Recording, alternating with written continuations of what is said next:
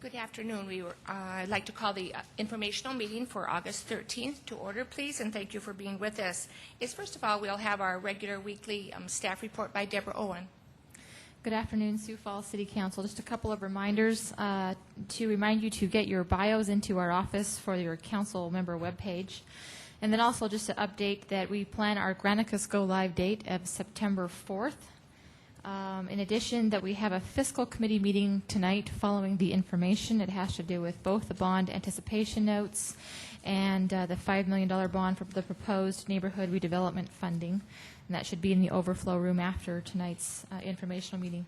Also, you've been given a little survey at each of your desks. If you could fill those out and get those back to the clerk's office, that would be great. Thank you, and that is all. Okay. I'd also like to just remind you that our joint meeting, we have a joint meeting next Monday on the 20th of August, and I had hoped that we would all be meeting here for our joint meeting, but just for some logistical reasons and some printing, legal printing that had already been done and so forth, is we need to rush one more month over to the county administration office, which we will be happy to do. And then I'm hopeful that, I'm very hopeful that in September the county-city joint meeting will start happening here. I hope until the end of time, actually, but we'll see. That's a long time. Also wanted to remind you that in sometime in early September or so forth, when the city clerk's office, when everything just works out, and with Channel 16 arrangements and so forth, we are going to start putting all of our committee meetings on the Granicus program. Tamara Jorgensen has recently attended a conference on that, and we're just she's making wonderful progress, or all of them are making wonderful progress with the Granicus program. And so in September sometime, early September, I hope that we will have our committee meetings on Granicus, unless there's a problem with that. And again, the idea is just open government, transparency in government, and frankly, convenience to the rest of us, too. And before we do that, the committee chairs may want to just think a little bit more about maybe a definite time that they want to have their meetings.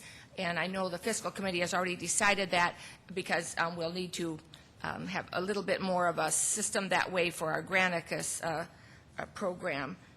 And let's see, with that, we'll have any report from the mayor's office by any staff person or anyone here? Okay, then we'll go ahead with the audit committee. Councilor Kavanaugh, would you have anything new to report there? No report. Okay. Fiscal committee, Councilor Costello. No report, other than, as you said, we'll be meeting after this. All right. Land use committee, Councilor Jameson. No report. Okay. Public services committee, Councilor Stagers. Yes, we had a Public Services Committee meeting today talking about campaign reform again, and we're getting to the point where maybe in 2 weeks we'll have an informational here for the council members to see the results of our committee meetings. So we're going to wrap this up pretty soon.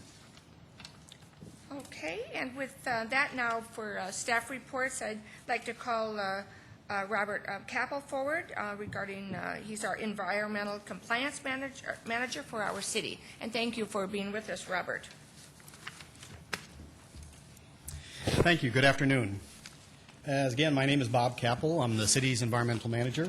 And today we're going to basically discuss an agenda item that's going to be on your council meeting tonight, and it's item number 16, and it deals with some minor amendments to Ordinance Section 41-5. Basically, that section really deals with the ordinance that allows the Public Works Department to establish rules and implement rules for our liquid waste control program. We were requested, we met with the Land Use Committee, and the chairman graciously offered us an opportunity to meet with you folks and to share some information about the liquid waste control program, so you have a little knowledge of what you're voting for when you vote on that, consider that ordinance tonight. So what I'm going to do here is, it's fairly comprehensive, it's kind of a lot to cover. I've tried to streamline a little presentation for you here, and I'm going to try and stay under 20 minutes, depending upon how many questions I get from the council members here. First of all, as we talked about, it is on your item number 16 tonight. And the modifications are really intended to basically provide some legally defensibility to those rules that we adopt. And then probably most important, we're attempting to codify some key adoption procedures that we have internally. We have standard operating procedures that we follow when we adopt these rules, but we wanted to codify them. That way we ensure that those procedures are followed in the future. Before we get into that, I wanted to give you a little background why we have a liquid waste control program, why we need rules. The first item on the screen is basically an industrial pretreatment program. The federal government requires the City of Sioux Falls to have an industrial pretreatment program. The program regulates wastewater discharges from commercial industrial facilities, and the purpose is to basically eliminate or reduce the discharge of harmful toxic pollutants into the city's wastewater treatment system.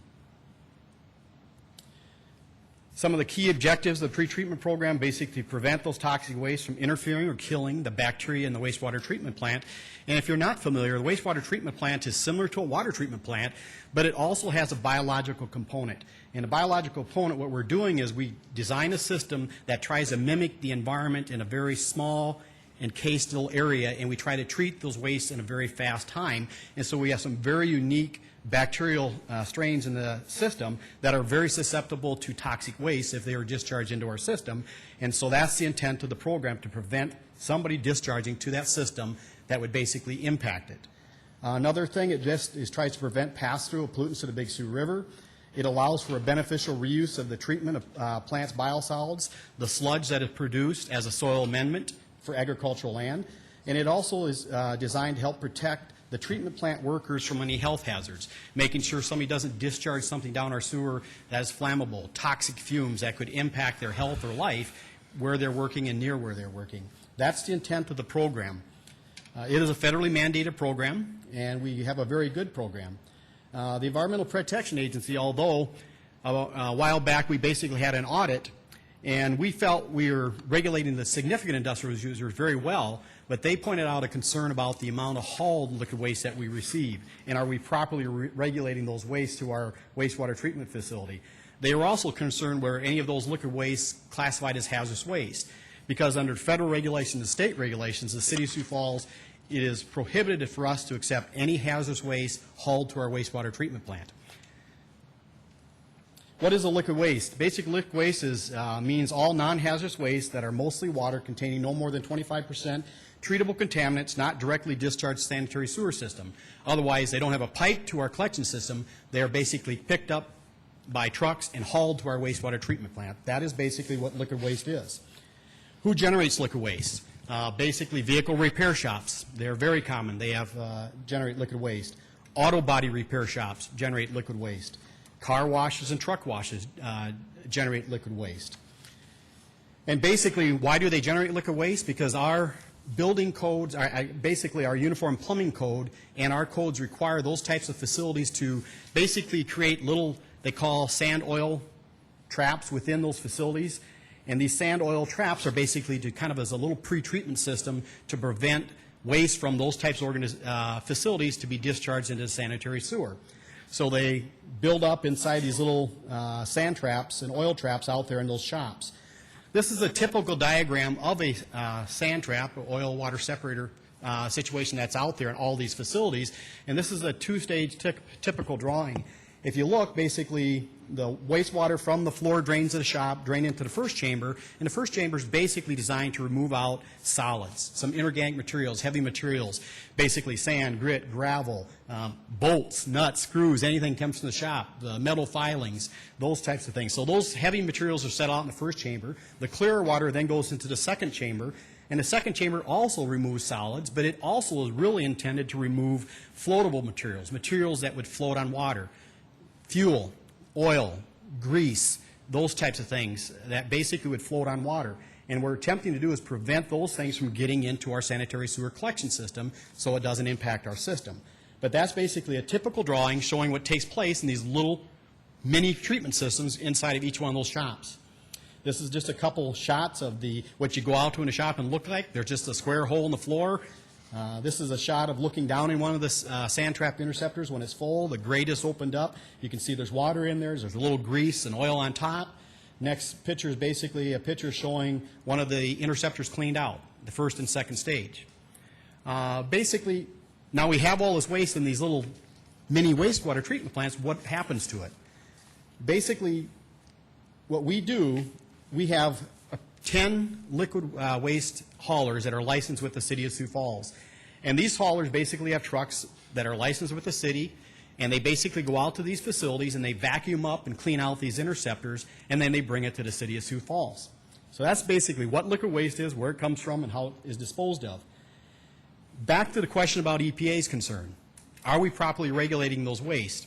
Immediately after we were informed of that information, we completely evaluated our program, and through that evaluation, we identified the following factors.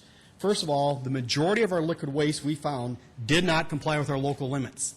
And local limits are limits that we have placed out there on the industry to not proceed to, they cannot exceed those limits to protect the wastewater treatment plant. So the majority weren't complying with that. We also found out that the potential that there's some of the liquid waste could actually be hazardous waste. And again, that would be a really bad thing because federal law and state law would not allow us to accept hazardous waste at our facility. Also, liquid waste, we found that is a very low volume, and I think that's why the city didn't put much effort on it because, you know, you look at it, what's 1,000 gallons from this little shop going to impact 14 million gallons being discharged to the city every day. But we also found through that monitoring that the pollutant loading was extremely high, higher than we even anticipated. The evaluation also identified that we probably had inadequate cleaning frequencies of these traps. We found out through interviews with the haulers that a lot of shops out there and businesses that were liquid waste generators, they wouldn't clean them until there's a problem. The traps would completely fill up, they'd overflow, and all of a sudden there'd be a backup of sewage in their shop. Then obviously they knew they had a problem and they'd get it cleaned. So obviously we probably weren't doing a good enough job getting out there making sure they're cleaning them. We also identified that the liquid waste control program really had inadequate ordinance and rules control to really regulate how many loads of waste we have out there in the city. So in essence, the EPA was correct. They did have a legitimate concern, and the City of Sioux Falls had addressed that. Based on our current ordinances at that time and the rules, we really only had two options. We could refuse all those liquid waste into our system. And a lot of cities do that. When I originally did the survey, the majority of major metropolitan areas or cities around the country do refuse it. Just they don't want it because of the difficulty. We also looked at, well, we could only accept those liquid waste loads that basically complied with our local limits, because then we'd be in compliance with our ordinances at that time. The city evaluated it, and at that time we basically made a decision that those options were not a solution. They were not adequate. The key thing is we felt if we refused those liquid wastes, since we're a small metropolitan area in an agricultural community, it would be an extreme hardship on small business owners. They would have had to basically install some very expensive treatment systems to treat that waste before they discharged it to us, or they would have had to have somebody take it out of the state of South Dakota somewhere else to get it treated and disposed of. Very costly at that time. There wasn't any options for them to really use. So we basically made a decision. Instead of basically using one of those options, we basically went out and designed a very innovative liquid waste control program that we felt that we could continue taking these wastes, but we could also control them and really create something as kind of a win-win situation for liquid waste generators, the liquid waste haulers, the city, and the environment. We designed a program in-house.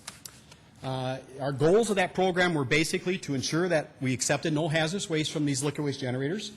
We wanted to meet the objectives of the Clean Water Act and EPA's general pretreatment regulations, and we wanted to reduce the pollutant concentrations of that liquid waste that was being discharged to us. We also wanted to, and one key point that I wanted to make sure was, we wanted to provide an educational outreach to these facilities, because again, these are very small business owners, and there really was no true small business ombudsman out there teaching them about environmental regulations, telling them what they can and cannot do. It was very common in years past, basically, to dump their oil down the sanitary, dump their solvents down the sanitary sewer. Some of them just had no idea it was right or wrong. So we really wanted to get out there and do some public outreach to these facilities. We wanted to partner between the city and the business community to reduce and eliminate their environmental risk and liability. Basically, what we did is we designed a program that we felt was, at that time, probably one of the most innovative programs in Region 8 of EPA, if not in the country. We proposed to the state and the US EPA to allow BMPs, best management practices, in lieu of local limits instead of our limits. At that time, the federal regulations basically were silent on that manner. They basically did not say we could use best management practices, but in the same respect, they did not say we couldn't use them. So basically, I petitioned, argued with the state and EPA that we should be able to use that. So we basically, what we did is we developed a program that we allowed these liquid waste generators basically to create pollution prevention plans, be educated in their facilities, and run them in a cleaner environment, and we would then permit them and exempt them from our local limits since they're small businesses and they have small amounts of waste they're discharging to us. We amended revised ordinances of the City of Sioux Falls. We also adopted some liquid waste control program rules to help us assist administering that program.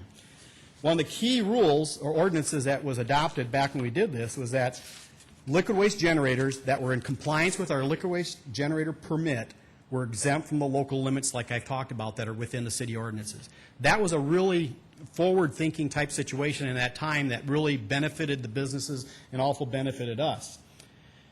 Some of the rules that they had to comply with in order to get this permit, they had to attend a city training workshop on waste reduction and pollution.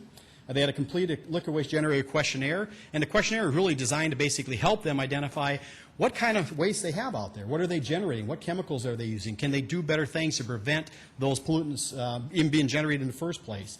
They had to develop a pollution prevention policy statement, basically saying that their business does recognize that they produce waste, and their intent is to basically use pollution prevention in lieu of limits. They also had to develop and implement a pollution prevention plan. And this plan, basically, we knew a lot of these shops couldn't go out and do this on their own, and we didn't want them to have to go out and spend several $1,000s to a consultant to develop these plans. So we internally developed a model plan for them, and we sit down with each generator and assist them to create a pollution prevention plan off that model that's specific to their facility. Some other rules that we had to do is basically they have to demonstrate once they have the pollution prevention plan in place that their liquid waste is non-hazardous. We have to make sure their waste is not hazardous. And then they also have to pass an annual liquid waste generator inspection to ensure that they are complying with their pollution prevention plan and that they're complying with our liquid waste control program ordinances and rules. What is the difference? Basically, most industries in Sioux Falls have to comply with our local limits. These facilities that are permitted under the liquid waste control program are allowed to now be exempt from those limits, but they only have to meet our guidance levels. The next graph basically shows you what we're talking about. This is zinc as an example. The city has two local limits for zinc. We have a local limit, a daily limit of 10 milligrams per liter of zinc can be discharged. That would be like if an industry discharged to us all day long and we grab the composite sample for the entire day, they cannot exceed 10 milligrams per liter. We also have a second local limit of 20 milligrams per liter. That would be if we would go out and grab one sample from that industry at any time during the day, they cannot exceed 20 milligrams per liter. These limits were very restrictive for these small liquid waste generators, and it was unlikely hardly anyone would ever comply with. But under this program, we basically then designed some guidance levels that we felt would ensure that their waste was not hazardous, and also that the accumulation of all the waste from these small facilities would not impact the wastewater treatment plant. So we were able to give a very liberal guidance level to assist them in this matter. And zinc, as an example, we were allowed to give them 100 milligrams per liter of zinc concentration in their waste. The next slide is just an example of some of the other pollutants: copper, lead, nickel, zinc, silver. You can take a look at those at your own pleasure. Arsenic, cadmium, and selenium is on the next slide, just to show the difference between our local limits and the guidance levels. The key thing is pollution prevention. We want to sell pollution prevention to these places. Pollution prevention is accomplished by eliminating or reducing the pollution at its source, what is called source reduction, or by reusing and reclaiming the pollutant at the source. That's what we're trying to do, prevent the waste from being generated in the first place. Some of the pollution prevention measures that are out there, if they have to have chemicals on site, make sure they put them in an area that doesn't have a floor drain. If it has a floor drain, make sure it's far enough away from the floor drain that if there's a little leak, it's not going to get into the sanitary sewer floor drain. Basically put spill socks around the containers if there's not secondary containment. So if there's a small spill, it basically collects it right at the source. Another example is batteries. We had some facilities that were extremely high in lead concentration, and we could not find why they were having so high of lead concentration. We finally identified is how this fleet and their vehicles were being managed, their batteries. The liquid inside the batteries have extremely high amounts of lead that impact the wastewater, and it's a very heavy metal, and it causes problems. So properly store batteries so they don't leak and break and discharge into sanitary sewer. Probably the simplest thing is a spill kit, making sure they have a spill kit on site. One thing we definitely know is that if they have a spill kit on site and there's a small spill, it's likely they're going to use it. If they don't have a spill containment kit on site, you know what's going to happen. They're going to wash it down to the sanitary sewer. As I said, this is a really innovative liquid waste control program. The question is, we have a program in place. We've been adopting it. Is it effective? Is it meeting our goals? We feel it has met all of our goals and exceeded those goals. Has the liquid waste control program done any good? Obviously, a lot of regulations, you wonder if it does anything. Is there any benefit to it? And I'd like to show here on some next slides what we have achieved through this program, a voluntary program, alternative solution versus limits. What I'm going to focus on, if you take a look at the third one over, that's zinc. The first bar graph, the red bar graph, is basically the self-monitoring that the city has done on facilities that are not permitted. So these are the shops that don't have a pollution prevention plan, are not really trying to do anything to clean up their waste. On an average of all that data, we are showing that those were around 64 milligrams per liter of zinc. Extremely high, way above our local limits, if you remember the 10 and 20. The second bar graph, the yellow bar graph, that's the graph where we go out, they choose to develop a pollution prevention plan, they choose to get permitted by our facility, and so they clean up their shop, they develop a plan, they teach their employees how to implement it, and then we basically go in when they feel they got everything going right, we sample their first load to the city, a representative load, and that graph shows on average we've probably had a 55% reduction in concentrations of zinc. Significant reduction just by putting in a pollution prevention plan in place. The third bar graph, the green bar graph, was probably the most interesting one to us, because I honestly thought that, okay, they're going to do a good job cleaning up, they're going to get their act together, they're going to be good, but they're going to slack off and slide back into doing their old ways. On the contrary, the green bar basically shows those facilities that we have monitored after they've been permitted to verify, are they still complying with their permit? So facilities that have been permitted for 5 years or longer, that type of situation. And to our surprise, we're seeing continued reduction of pollutants from zinc. In this example, of all the samples that we collect that are controlled, they're down around 17 milligrams per liter of zinc. And if you remember right, that daily grab sample was 20. So without even trying to achieve that, those facilities that are permitted, that are in the program for a considerable period of time, on average are complying with those local limits just because they have a pollution prevention plan in place. So extremely successful. We've been really, really pleased with it. Next bar graph is, again, just showing some of the other pollutants out there. You can take a look at your own reference time. Basically arsenic, cadmium, selenium, silver. Beyond that, we really looked at, are there other benefits to this program? And probably the biggest thing we feel is that it has created some great benefits for small business community.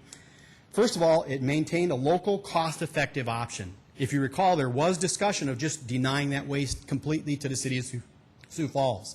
We allowed that option to continue. We reduced the regulatory requirements to the small businesses. We basically provided alternative options that we talked about. And the bottom line, we did not mandate one solution. And if I was a business owner, that's what I want. I want options. I want somebody to give me some options, and I'll select what's best for my business. And we believe we have achieved all those things in our liquid waste control program. Bottom line, that's a little summary of our pretreatment program, our liquid waste control program. And tonight you will have on your agenda item 16 that deals with a minor amendment to the ordinance that allows us to create those rules to help us administer that program.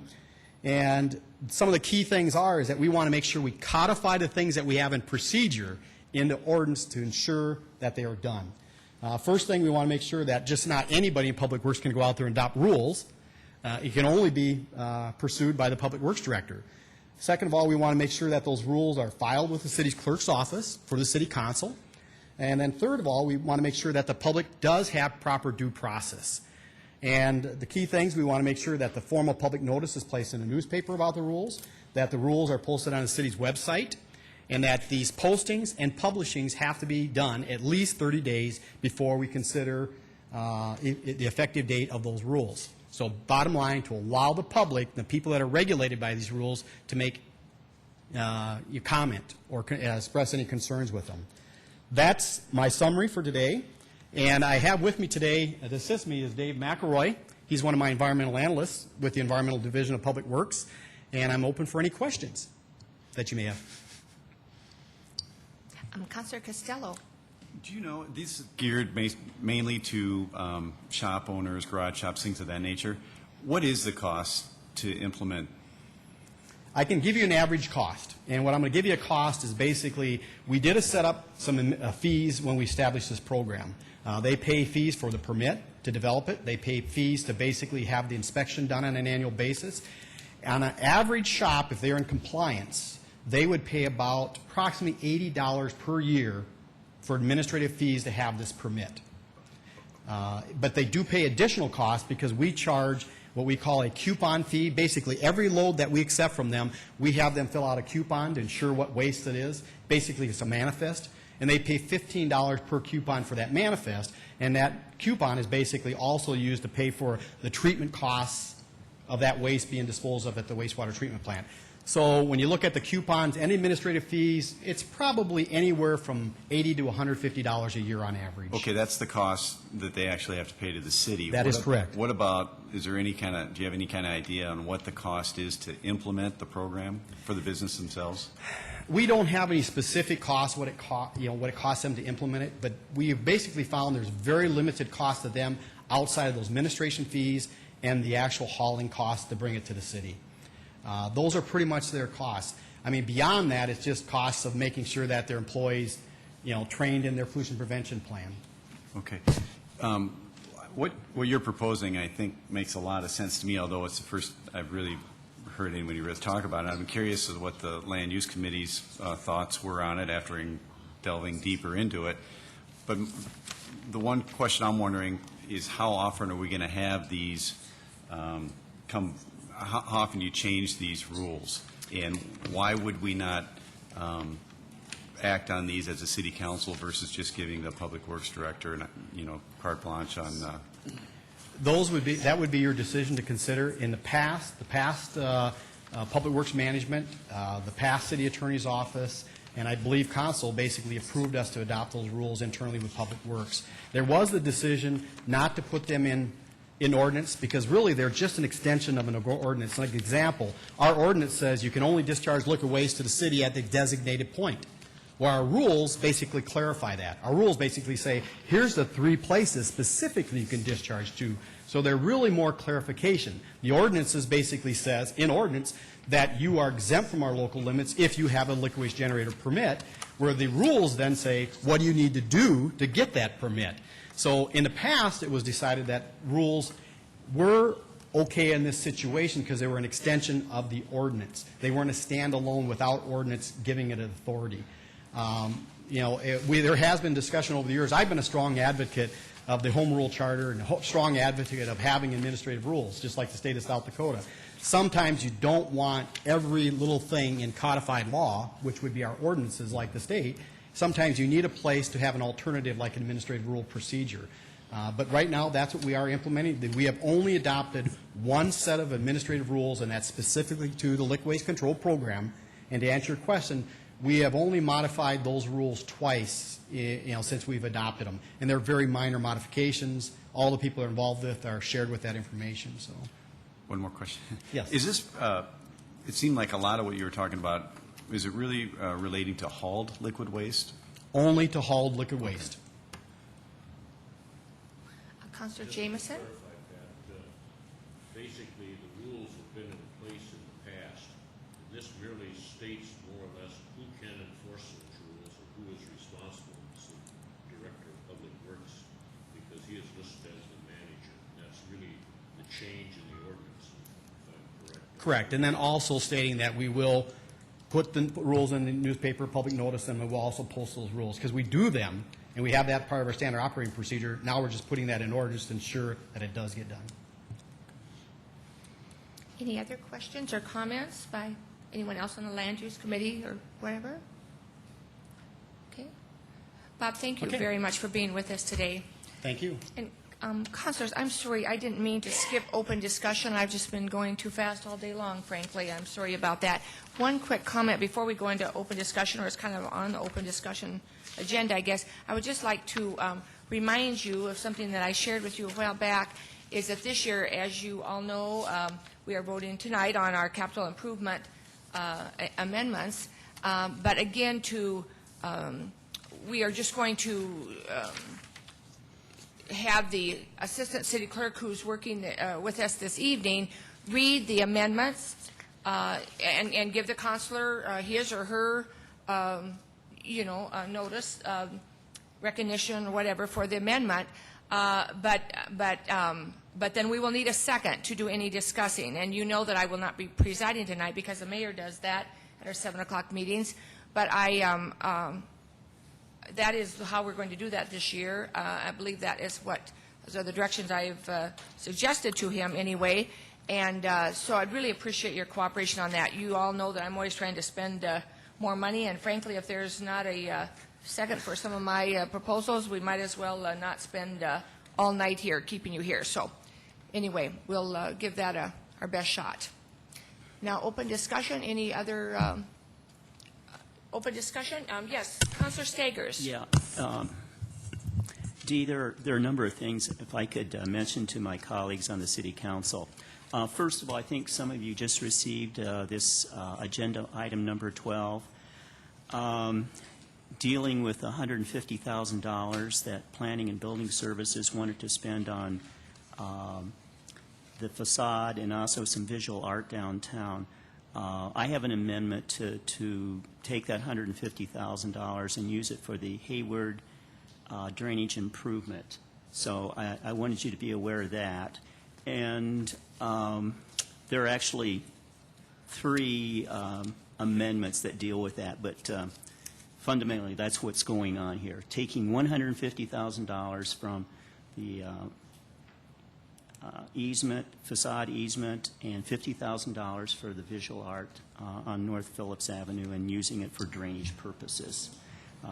There will be probably somebody from the neighborhood this evening here making comments about that too, so you can be aware of that. You'll be working on a second friend before 7 p.m. on that?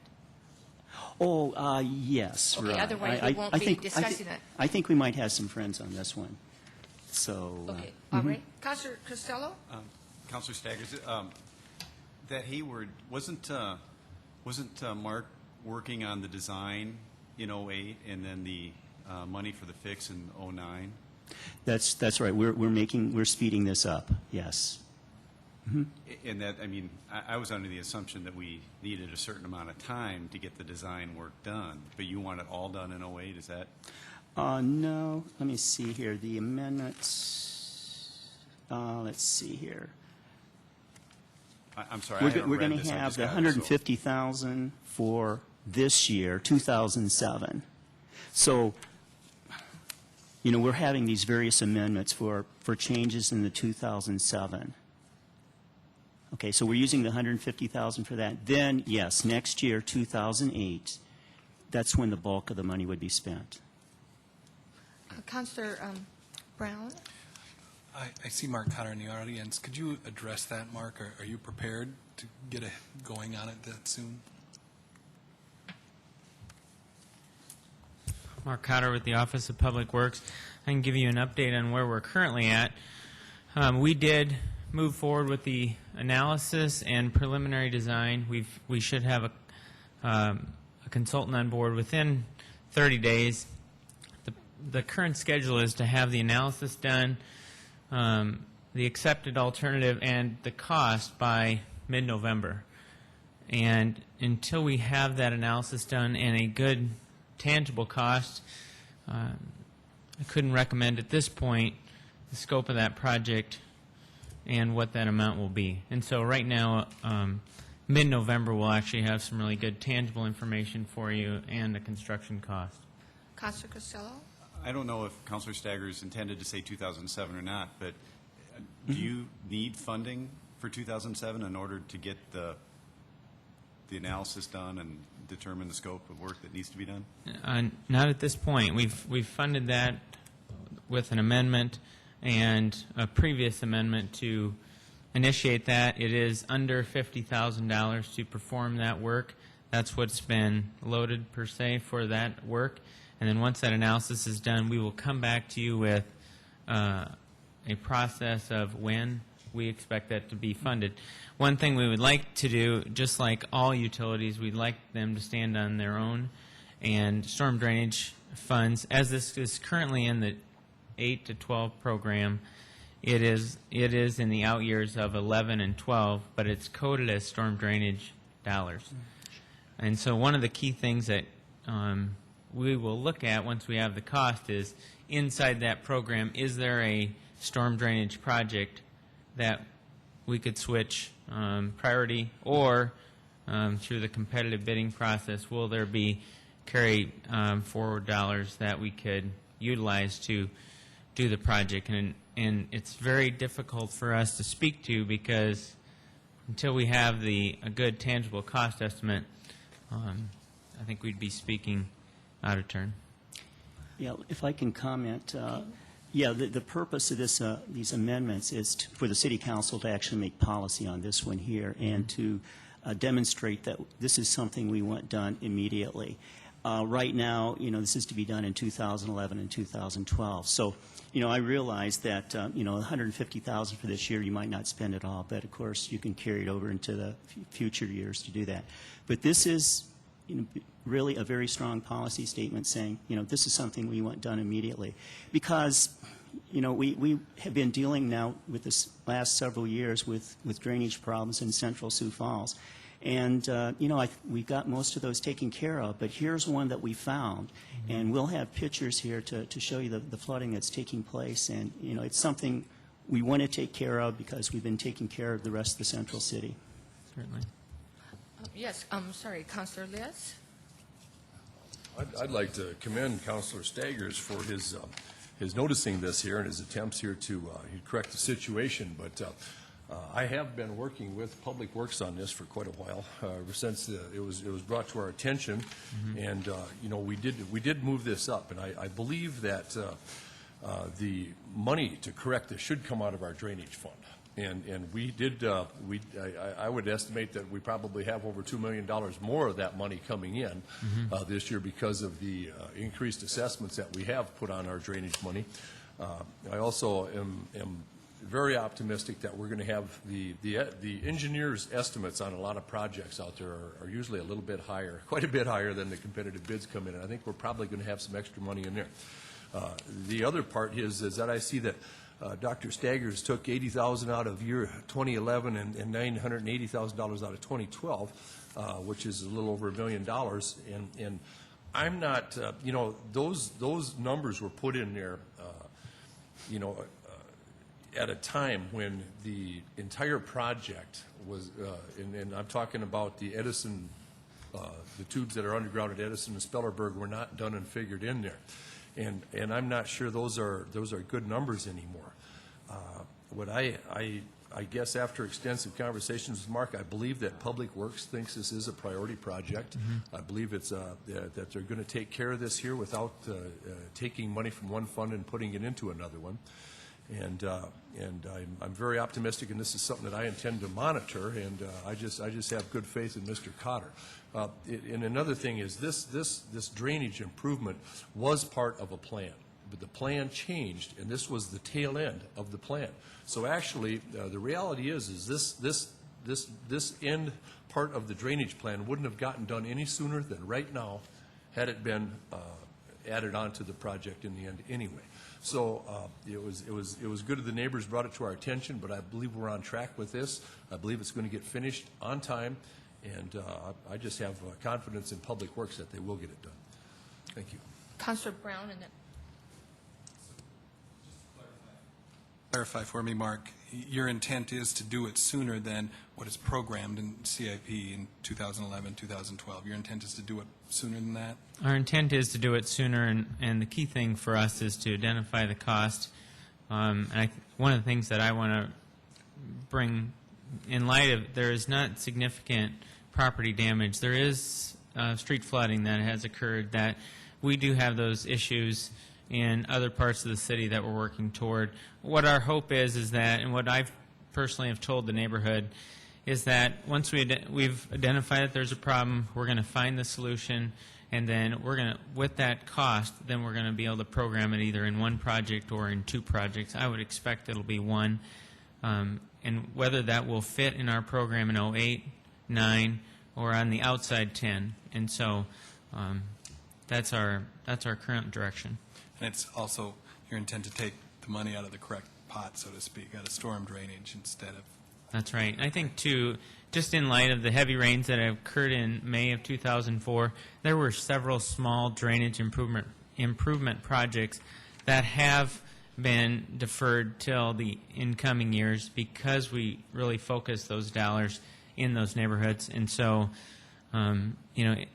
there's a ranking system of when we make these improvements, and clearly if there's not structural damage, those are some of the factors that weighed into our decision. And you've indicated that you've talked to the neighborhood, you've explained this to them, and what is their comfort level with that? Well, the one night at the council meeting, I stepped out and talked to Judy Larson, and then she had a neighbor with her, and the neighbor has had some water come into her basement, but as of recently, the last 2.5-inch rain, my office wasn't made aware if there was additional flooding into houses in that area, and those are obviously, if this was a catastrophic event that we had to push resources to, we would certainly come and ask for those. Councilor Costello? I have a question for Councilor Staggers. That I understand where the $150,000 is coming from, but when you take the money, the $1,060,000, and you want to move that up into 2008, wouldn't we necessarily have to find that money within the budget, or how are you proposing to pay for that? Are you eliminating something, or? Well, tonight I do have a number of amendments that, if these amendments were adopted, would easily take care of that. And what if they're not adopted? Well, I presented the amendments, and that's all I can do. If my colleagues decide to vote against it, well, that's your prerogative. Okay, if I might, then Mark, if I could ask you, what happens if we were to approve of this amendment to move it all into 2008? And I know we don't have the cost, but let's say we're, $700,000 to do the project. Where would you get that money if none of the other amendments that Councilor Staggers is proposing passes? If I understand your question right, if it's the $150,000 of where we place that? I'm talking about the $1 million that yeah, and we know that that's a pretty rough number from what you said, but hypothetically, and I know it's a big if, where would the money come from? We'd certainly have to go back to the drawing board and look at that. Councilor Kavanaugh? The just so I'm clear, the 80,000 in 2011 and the 980 in 2012 are those are not second penny dollars. Those are storm sewer dollars. That's correct. Okay. Here's my question: would you say that the problems that we have in the Hayward area rise to the level of the flooding that we saw in 2004 and the resulting 8 projects that we did that supposedly took care of those issues?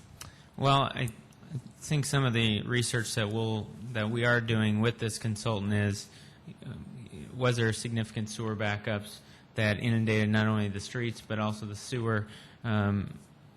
What amount of property damage occurred?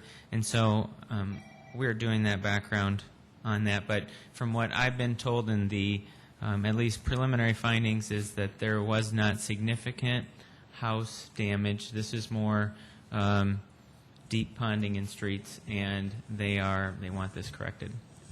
And we certainly, from our standpoint, we know that with the improvements that are happening up north, the improvements that have already occurred on 22nd Street, because this essentially will go from 22nd Street and Lake and then get down to the new Edison Pond. There is certainly a bottleneck in there that we want to take care of. We know it's a solution that we will do. And so my first key is I've got to know a good tangible cost. Once I have that, I'll bring you a solution on to fund it. And that was part of the reason for my question. I think with development in the surrounding areas, the improvements that we've made in other storm drainage areas, my concern is just that, the bottleneck. And would you probably don't know this either, but would you say that this particular area does or does not meet that so-called 5-year rain event plateau? Once the modeling is done, I'll bring you that information. Just one other issue, and that is, we talked about, what is the appropriate source of funds. Mark, I got the impression that you feel that it should be a different source of funds. However, if we're limited in those stormwater drainage funds, I believe it would be appropriate to take second penny sales tax. We certainly did with the 8 projects to the tune of $40 million. So I don't have any particular problem with using second penny on this. That's fair. We certainly can do that. As you stated, once the loan funds were exasperated, we went right into second penny and used those. So it's certainly been done before. We would like to get a storm program that sticks for 5 years that we can wrap for the first year.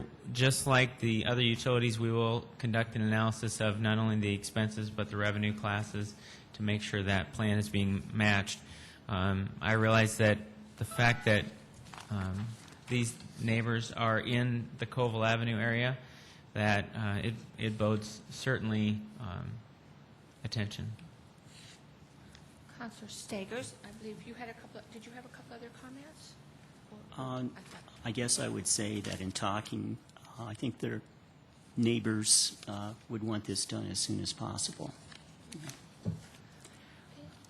Also, yeah, I have some other comments, Okay, if that's go ahead. okay. I'm sorry, I didn't Yeah, see I your just comment. wanted to clarify a few things here about some of the amendments I'm going to present tonight. I'm not going to talk about every one of them, but there's one amendment I want to make sure everybody's clear about, and that's dealing with the Drake Springs swimming pool. This is an amendment that Don Kearney asked me to introduce, and so I wanted everybody to be aware of that one. Also, too, I wanted to just make a brief comment about the $100,000 for a backdrop structure at Faywick Park that I have, this amendment. I don't know how many of you have noticed the inflatable screen for the movies that are downtown. I don't know what you think about that, but it definitely takes away from the aesthetics of the area. And that's the concern I have about this backdrop. If we get one, it's going to take away from the aesthetics. Then also another one dealing with the electronic sign, which is, Dee has that amendment too. My amendment's actually to encourage private fundraising on the Chair? part Yes. of the, Does yes. the counselor intend to go through all of his amendments now? No, I think I mentioned I'd like to go through just a few to clarify some things. I'm not sure that's appropriate. This is information. This is an informational We have the meeting. information right in front of us. We've had your amendments for over a week. Okay, can you tell me about this one amendment dealing with, let me see here. Madam Chair, can we go on? This is information. I mean, this is the most fundamental thing have this the meeting is information. about. You know, we had, what, You're 15, lobbying 20, for your, 15 for or your 20 amendments, minutes. Kermit. If We you had don't even 15 or have a 20 first minutes or talking a about second. environmental issues, which I thought was very appropriate. I haven't even talked for a minute now about these amendments. The next one I'd like to briefly say something about is the Lewis and Clark, the $4,600,000. And Public Works said that they are not going to be doing this project, that it's not necessary. So that's the reason I had that amendment. Also, the Argus Leader has talked about purchasing land for water. And so this one amendment that I have after that deals with water rights acquisition. Instead of purchasing land, we would actually purchase water rights. And then the snow gates, $3,000 each for 2 snow gates. That's to make sure that we experiment to see if we can keep snow out of the driveways of people. And then the Memorial Park at 26 in Sertoma, the $186,300. It doesn't say in the amendment, but that's to get rid of a restroom that the city wants to build, despite the fact that we have a warming house nearby that has restrooms. And then Great Bear Park Development, the $122,425 is to allow Great Bear to continue using water from a well instead of hooking up with the city system. And then just 2 more, Madam Chair. The one amendment dealing with the $750,000 for the pedestrian bridge, that's to prevent the tearing down of the railroad bridge and then allow a pedestrian bridge to be built over that. And then lastly, is the rail relocation plan. I just simply have some wording there to make sure this is, no city funds are used for the rail relocation, to make sure we're only using federal dollars. And that's it, and that didn't take very long. Okay, thank you, Councilor Stagers. And I just very quickly want to tell you on the third amendment that I have tonight regarding the replacement of electronic signs is I received some very, very good news this afternoon, and that is the Washington Pavilion representatives have recently had that rebid, and I'm trying to talk my friend Councilor Stagers into seconding that motion now because the price has gone down in more than half. And so when you see the figure 15,000 tonight, know that I'm not really as confused as I sound, that is a new cost figure. And with that, any other open agenda items? And any others for today? I look forward to being with you all tonight at 7 p.m. Thank you. The meeting is adjourned. Okay. That was fast. It's fast. Fast meeting. Hey, Bob.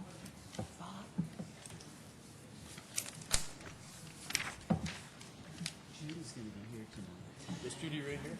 Oh, I know. Oh, okay. We're really nice.